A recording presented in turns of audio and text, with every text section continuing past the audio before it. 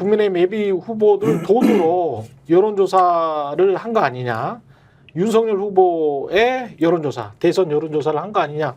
요거는 한겨레가 단독 보도를 한 건데 이 상황이 이제 우리가 생각했던 그 의혹 그대로 드러난 어떤 증거 같은 게 있어요? 있죠. 일단 네. 그 명치가 강혜경 씨한테 전화를 합니다. 그러니까 명태균의 힘은 결국에 후보자들에게 힘은 이제 여론조사를 하는 사람이라는 거예요. 그러니까 여론조사 결과를 갖고 얘기하기 때문에 네. 설득력 있다라는 측면인 것 같은데, 근데 이제 명태균 씨 여론조사가 대선 기간에 세 가지로 나눠집니다. 그러니까 공표했던 여론조사들이 있고요, 50몇 차례 했던. 네. 그 다음에 자체적으로 했던 여론조사들이 있습니다. 그리고 대선 열흘 전에는 이른바 이제 대선 면밀조사라는 이런 그렇죠. 여론조사를 네. 시행하는데, 이 여론조사를 9번 합니다. 근데 이거를 시행하기 전날인 28일에 2월 28일이죠. 그 명태균 씨가 강혜경 씨에 전화를 걸어서 오늘부터 매일 여론조사를 할 거다. 그리고 그 돈은 지방선거에 출마하기로 한 뭐 A, B, C에게 받으면 된다. 내가 다 공지했다. 이렇게 얘기를 하고 예. 실제 이제 그 여론조사가 2월 29일부터 9차례 대선은 바로 전까지 예. 진행이 되는 건데, 사실 이 부분에서 뭐 직접적으로 그러니까 굉장히 궁금해했잖아요. 예를 들면 여론조사 이렇게 많이 했는데 이 비용을 어떻게 한 거냐. 근데 이제 그렇지. 애초에 보도는 뭐 3억 6천을 내가 받아오겠다라고 했다가 그거를 못 받고 받았다. 김영선 의원을 창원 의창에 공천해주는 걸로 이제 대신했다. 그리고 거기서 뭐 세비를 절반을 받아갔다. 뭐 이런 얘기들이 초반에 있었는데, 그렇죠. 실제로 지금 이제 저희가 어제 한 보도는 그 여론조사 가운데 마지막에 했던 9번의 여론조사의 비용은 아까 면밀조사. 네, 면밀조사의 비용은 지방선거에 출마하기로 했었던 예비후보자들에게 받아서 했고, 이게 이상한 게 뭐냐면 네. 근데 이 사람들이 다 공천을 못 받습니다. 결국 어. 공천을 못 받는데, 공천을 못 받으니까 돈 저희가 돌려놔라 그랬고. 그 녹취를 확보했는데 엄청 이제 강하게 압박을 합니다. 돈을 돌려달라고. 아. 그러니까 이 돈을 누가 갚아주냐. 이 사람이 이미 알고 있어요. 돈을 빌려준 사람이. 김영선 의원 네. 선거비용 나오면 내 돈 갚기로 하지 않았냐. 그 돈에서 내 돈 갚아야 되는 거 아니냐. 이걸 해서 선거비용이 보존되는 날, 선관위가 선거비용을 보존하는 날 오전에 전화를 겁니다. 그래서 오늘 선관위로부터 돈 나오지 않냐. 빨리 내 돈 갚아라. 이 거짓말쟁이들아. 뭐 이런 식으로 얘기를 하거든요.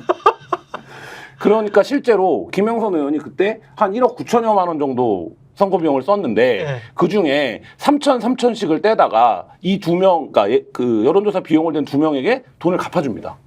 아니 그러면 대통령 후보에 관련된 면밀조사, 여론조사를 해가지고 돈을 썼어. 그 돈을 쓸 때 돈의 쩐주들은 지방선거 후보들이었어요. 공천을 받고 싶어 하는. 그렇지. 근데 이 사람들한테 돈을 돌려줄 수가 없으니까 김영선 의원이 재보궐선거 때 이제 당선된 다음에 선거 비용을 보전 받으니까 중앙선관위로부터 그걸 가지고 지금 돈을 돌려줬다는 거잖아요. 그러니까 쓰리 쿠션으로 돌려준 거네. 일부만 돌려줬고, 네. 그러다 보니까 윤석열과는 상관이 없는데 그렇죠. 김영선은. 그러다 보니까 회계 관리가 이상해져가지고 네. 선관위에서 5월 23일 그러네. 날 이 사람들을 다 고발을 해요. 그럴 수밖에 검찰에. 없네. 예. 그래가지고 누구누구가 피의자냐면 실제 미래한국연구소의 사장으로 되는 사람은 빠지고 그 사람은 아무것도 한 게 없으니까. 그렇지. 강혜경 씨, 아, 김영선 씨, 명태균 씨, 그리고 군수 후보로 나왔다가 공천 못 받은 사람. 아까 그 사람들. 네, 그다음에 시의원. 아, 돈줄들. 네. 근데 문제는 그 중에 A, B, C 중에 C라는 사람은 여기서 빠져요. 왜 아. 그러냐면 A는 이제 군수 후보고 B라고 하는 사람은 시의원 후보였는데 예. 이 사람들은 그냥 공천 대기해 주세요라고 그러고 6천씩 갖다 준 사람이야. 실제 자기네들에 대한 여론조사를 해달라고 한 게 아니었어요. 근데 C는 허영 예비 후보였거든요. 아, 그래요? 네, 창원시장 후보로 나온 사람이었거든요. 이 C는 C의 측근이 C에게 나 예비 후보로 나갈 건데 인지도가 얼마나 되는지 좀 알아봐줘. 이렇게 여기다가 물어봐요. 미래한국연구소에다가. 예. 그러면서 돈을 내요. 그 여론조사를 해달라고. 예. 근데 이 사람이 한 건 특이하게도 실제 자기에 대한 지지도를 물어본 게 아니라 내가 인지도가 없으니 인지도를 조금 높여주는 걸로 해봐. 그러니까 그건 일반적인 여론조사가 아니고 사실은 다른 방법이고 잘못된 방법인데 예. 예컨대 이번에 최경영 후보가 예비시장 후보로 나왔습니다. 최경영 후보에 대해서 아십니까? 지지의사가 있습니까? 이걸 계속 물어보는 거야. 아, 그러면- 그래가지고 인지도를 높여? 그러면 인지도를 막 높여. 그리고 그렇게 하는 건 사실 올바른 방법이 아니잖아요. 완전. 네, 그렇게 해달라는 거였어요. 그래서 딴 데 같은 경우는 이 명태균 씨가 한 이 여론조사에서는요, 하루에 2,000명씩도 하고 3,000명씩도 하고 막 그랬잖아요. 그렇죠. 이거는요, 5일에 걸쳐서 1,000명이에요. 1,000명을 5일에 걸쳐서 해요. 그리고 더 웃긴 거는요, 이렇게 해가지고 하는 이 문항에 뭐 있는 줄 알아요? 대선 후보 적합도를 또 넣어요. 이 허영 씨의 이 여론조사 인지도를 높이는 이 선거 문항에 대선 후보 적합도를 왜 넣느냐는 거지. 그럼 지역도 허영 후보 같은 경우는 지역이기 때문에 그쪽에다가 집중될 텐데 왜 대선 후보 적합도를 그러니까 이게 전국 단위로 해야 되는데 바로 그거죠. 그러니까 이것도 중요한 게 대선 후보는 결국 윤석열 대통령을 말하는 건데 윤석열 대통령을 당선시키거나 윤석열 대통령을 위해서 또 허영의 이 여론조사를 이용한 거예요. 결국은. 뭐 이렇게 지저분하게 했냐 전부 다 여론조사. 그러니까 이게- 전부 다 대통령을 위한 거예요. 사실 이제 두 가지가 포인트인데요. 저희 어제 보도에서. 그러니까 지금 명태균 씨가 본인과 미래한국연구소의 공식적인 관계를 계속 부인하고 있습니다. 그거 내 거 아니다. 나랑 상관없다. 나 5년 전에 정리한 거다라고 하고 있는데 당시에 미래한국연구소 직원이었던 강혜경 씨한테 직접 전화를 걸어서 이 여론조사를 실시하라. 여론조사 비용은 이렇게 만들 거다라고 하고 또 한 가지 뭐 얘기를 하냐면 문항도 얘기를 합니다. 그렇죠. 네, 세 가지만 물어봐라. 그러면 이거 뭡니까? 실질적으로 명태균 씨가 이 여론조사를 다 하고 있다는 그렇죠. 거예요. 근데 거기다가 문제는 저희가 이제 저희 보도에도 나오지만 이 여론조사가 공표가 되는 게 아니에요. 그래서 저희가 굵직한 여론조사 기관들에 다 물어봤습니다. 이 기간에 깜깜이 기간이라고 하죠 보통. 이 기간에 미공표 조사를 하냐? 안 한대요. 그걸 왜 하냐는 거예요. 돈이 들어가는데 공표할 것도 아닌데. 표본 확보도 어렵고 하는데 이 한국미래연구소는 이걸 합니다. 하고 나서 그걸 어떻게 합니까? 한 후보에게 보고를 하는 거예요. 그러면 이건 어떻게 돼? 이 여론조사는 뭡니까? 이 후보용 여론조사한 거잖아요. 그렇죠. 그러니까 예를 들면 객관성이나 공정성이 기본적으로 담보가 안 됩니다. 그러다 그렇죠. 보니까 명 씨가 어떻게 합니까? 이 표본을 몰라요. 예를 들면 보도에도 나왔지만 지금 얼마 했어? 40만 원 얼마 들었어? 40만 원 정도 들었습니다. 아, 그러면 그냥 취업을 하라. 거기까지만 하고 해갖고 주소라고 하는데 저희가 그 여론조사의 그 내용들을 보면 표본 2천이 넘어요. 그 실제 그 숫자는 표본 숫자는 근데 여론조사 전문가들이 ARS 기준으로 했을 때 2,000명 이상 하려면 최소 150은 들어간다는 거예요. 그러면 그 금액을 기준으로 하면 40만 원이면 뭐 한 600명, 500명 되겠죠? 근데 이거를 했는데 중간에 스탑을 해버린 거예요. 네, 그리고 그러면 여론조사 보고서에도 500, 600이라고 적어야 될 거 아닙니까? 그렇죠. 근데 여론조사 보고서의 표본은 그렇지가 않아요. 2천 막 네. 3천 네, 이렇게 실제 되는구나. 그게 로데이터에서 어디서 가중치를 주고 곱하기를 줬는지는 뭐 로데이터를 봐야겠지만 그렇죠. 그럼 이렇다라고 하면 이 명 씨가 대선을 앞두고 했던 여론조사들은 다 무엇이냐 이거에 대한 근본적인 좀 의문이 있는 거고 어제 저희가 명태균 씨랑도 통화를 했습니다. 명태균 씨 전화가 통화를 했는데 명태균 씨의 논리는 한결같습니다.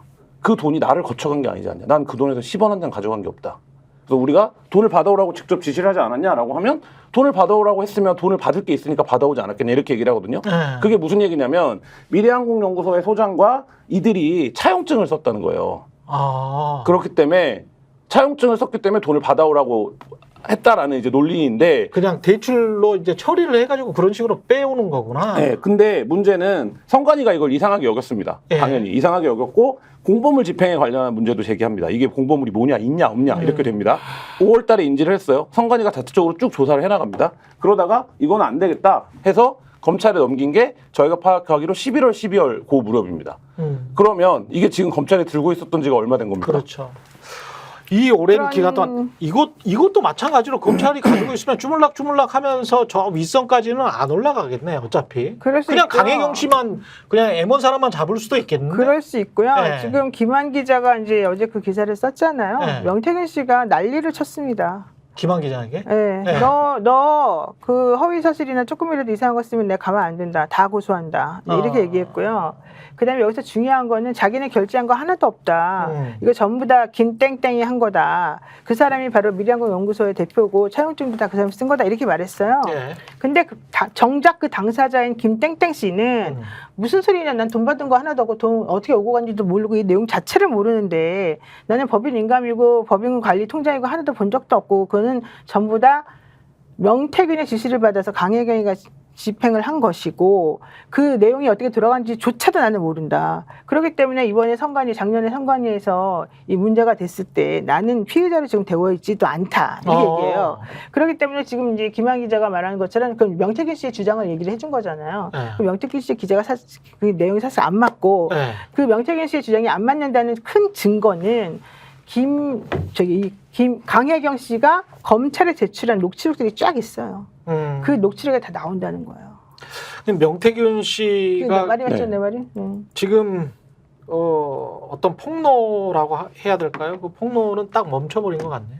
한 2,000개 정도의 뭐 사진과 녹취록과 뭐 이런 것들 이야기를 하고 있습니다만 그 뭔가 대통령실에서 무슨 사인을 받은 거겠죠. 그러니까 김재원 최고위원도 뭐 그럼요. 비공개 회의에서 음. 더 이상 자극하지 말자라는 식으로 이제 꼬리를 내린 것 같고 이런 식으로 가면 이 사건도 또 뭐 주가 조작도 덮었는데 이런 사건 덮는 거는 근데 이 사건 쭉 이렇게 고구마 줄기 캐듯이 쭉 가면은 윤석열 대통령까지 나올 수가 있는 사건이에요. 여론 조작을 공모한 게 아니냐 또는 암묵적으로 지시한 게 아니냐.